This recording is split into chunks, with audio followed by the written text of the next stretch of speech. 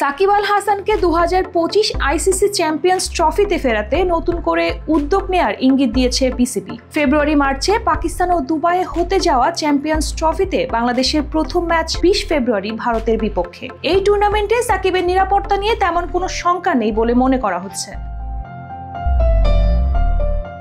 BCB সভাপতি ফারুক আহমেদ বলেন, সাকিব 17 বছর ধরে খেলছে, অসাধারণ পারফরমেন্স করেছে, তার বিদায়টা ভালো হওয়া উচিত। চ্যাম্পিয়ন্স ট্রফির আগে তাকে নিয়ে মন্ত্রণালয়ের সঙ্গে আলোচনা করব, তবে সিদ্ধান্ত নির্ভর করবে তার ফিটনেস, মানসিক প্রস্তুতি এবং মন্ত্রণালয়ের নির্দেশনার উপর।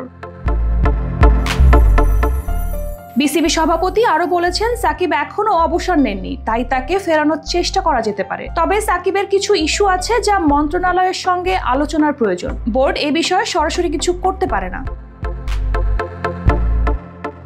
গত অক্টোবরে দক্ষিণ আফ্রিকা সিরিজে টেস্ট থেকে অবসরের ইচ্ছার কথা জানিয়েছিলেন সাকিব আল হাসান। তবে মাঠের বাইরের জটিলতায় সেই পরিকল্পনা বাস্তবায়িত হয়নি। সরকারের পক্ষ থেকে সবুজ সংকেত না পাওয়ায় দুবাই থেকে দেশে ফিরতে হয়েছিল তাকে। সবশেষ ভারত সফরে খেললেও সম্প্রতি সিরিজগুলোতে তাকে দেখা যায়নি।